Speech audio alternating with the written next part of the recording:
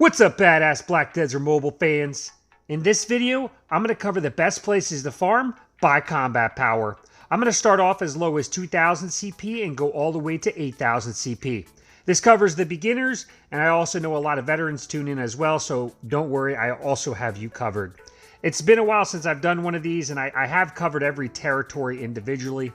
I was waiting until Rhutum or the next territory release, but it does seem that that might take a little while. If this is your first time in my channel, you are missing out. Be sure to check out the description down below for additional badass Blackdesertmobile content. You won't be disappointed. I don't normally do this, however, I wanted to give a shout out to all of my supporters. Yes, you! Your support through Patreon, channel memberships, and donations have been super helpful to continue to give you guys the content you deserve. If you're looking to help, you can do so in 3 ways. Number 1, through channel memberships. Click the little join button next to subscribe. This allows you to have fancy emojis during comments or live streams so you stand out. Secondly, through Patreon, I have an end-all be-all document that I have been working on for 8 months now, and it has more information in it that I could cover in one video. You can get access for just $1. Lastly is through donations. That is also linked in my description. Thank you again for all your support. It does mean a lot. And without further ado, let's dive right in. Now, before I get into the best places to farm by location, I wanted to cover some basics. First and foremost, understanding level differences and experience gain rates by mobs. If you notice, the chart on the right shows the levels of the mobs, the color, and the experience. You always want to be farming mobs that are at least 4 levels above you and orange, for maximum experience gains of 200%.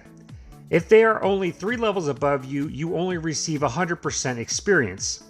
This is very important to understand, especially with people reaching level 71 and above.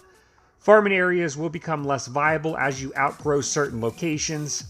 Next is understanding the map, loot levels, and drops. The map gives you monster levels, the combat power recommended, and the rewards for farming in that location, and the loot level. Some locations also drop items that can be sold to NPCs, like Sausan pouches or Bashim tokens, for example. When farming for experience, it's always important to go for quantity over quality. You always want to make sure you can one-shot mobs. It doesn't matter where you're farming. Combat power or loot level is not important. If you're not one-shotting the mobs, you're not maximizing your experience. If you're farming for silver, you want to farm for quality over quantity within reason. You still want to be able to 1 to 3 shot mobs and successfully farm silver at these locations. Your level versus combat power. This is important to understand because your level could be 66 and your combat power could be 3000, for example, or it could be 6000. Just because your level is the same does not mean you should farm at the same location because your combat power is pretty different. The same is true the other way. Your combat power is 6000, but you're level 72 or you're level 60. Again, you wouldn't want to farm at the same location as your levels will vary drastically and the experience from those mobs will vary. So understanding your level and combat power is important. Next, we have mob density and violent mobs, both of which are important. You always want to farm next to violent mobs. It doesn't matter when you're farming. At the moment, you can have 3 saved locations. All 3 of these locations should be different territories next to violent mobs with good density. Lastly, we have pets, alchemy stones, and bag space. All are important for farming. You want level 5 pets with 7% combat experience. Level 5 pets pick up items quicker. For alchemy stones, it's recommended to use either the shiny alchemy stone or the stone of luck if, and only if, you can one-shot mobs for experience. I generally have the Alchemy Stone of Luck equipped most of the day for farming/grinding. For bag space, it is good to understand how to farm overnight, as well as utilizing your alts, storage, and horses bag space. Remember, your camp has no weight limit, so put the higher weighing stuff in there. Alright, enough with the basics, let's get into the good stuff. So we're going to start way low at 2000 CP and work our way up from there. These are my opinions and perspectives, and I have tested every territory multiple times now. So I think I have a pretty damn good idea understanding the best places to farm. However, if you think otherwise for a certain CP, by all means, drop it in the comments down below. Let's talk about it. Alright, the first territory we're going to talk about is Catfish Camp. These three territories: Catfish Camp, Rhutum, Sentry, Outpost, and Hidden Monastery. The recommended CP for these three is 2,000 to 2,800. For Catfish Camp, it's at least 2,000. Silver per hour is 375 at Catfish Camp, and the experience per hour there was 4.3%. Rhutum, Sentry, Outpost, 2,200 CP recommended, 400,000 silver per hour, and 4.2% experience per hour, so a little bit less. And then Hidden Monastery, 2,400 CP recommended, a little bit more silver, and a little bit more experience. These three locations were tested at level 45 and 4,000 combat power for the character that I used. The next three territories we have 2,800 to 3,300 CP recommended. We have Abandoned Iron Mines, Cron Castle Patrol Route, and Marnie's Underground Facility. These three tested. The recommended CP for Abandoned Iron Mines is 2,700. You make about 450,000 silver per hour, and you gain about 3.4% experience per hour there. Cron Castle Patrol Route, 2,900 CP recommended, 550,000 silver per hour, and 3.5% experience per hour. Marnie's Underground Facility, 2,950 CP recommended, 600 silver per hour, and 3.1% experience per hour. So the best place there was Cron Castle Patrol Route, and you can farm there up until about 3,300 at Cron Castle Patrol Route. Again, remember at the beginning, it is dependent upon your level as well. The next three territories we have are between 3,300 and 3,800. Cron Castle, Mains Cave, and Omar Lava Field, my all-time favorite probably. Cron Castle's recommended 3,100. I'd probably start there at 32 to 33. Make sure you can one-shot those mobs. Mains Cave is 3,220, and then Omar Lava Fields is 3,300. You make between 625,000 to 700,000 per hour at these three locations. The experience is 2.5, 2.3, and 2.6, so about average, with Mains Cave being on the low side. And these were all tested again with a character that was level 55 and about 4,000 combat power.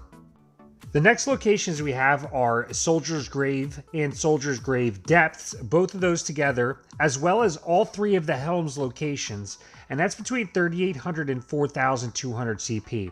And if you're curious as to why I give such a big gap in between the CPs, is because that's the range in which you can farm at these locations, at least the range that I recommend. And you'll see more why in the next bracket.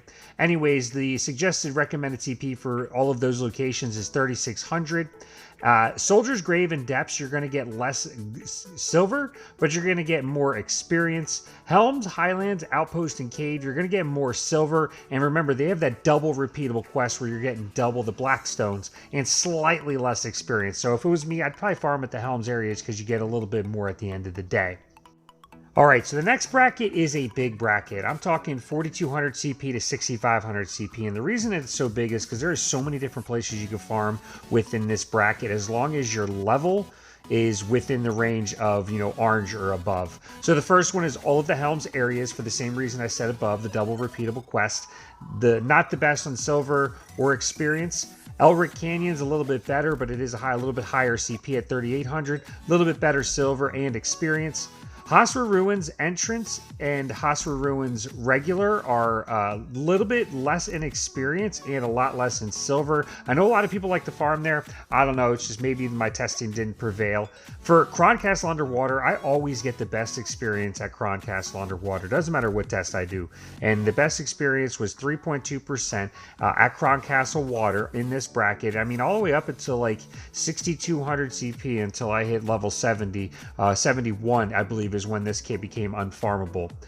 Sausan Garrison is next, 4,300 CP. Now this is where the silver starts to increase. A little bit less experience, but you still get more silver, almost double the silver than Cron Castle Underwater.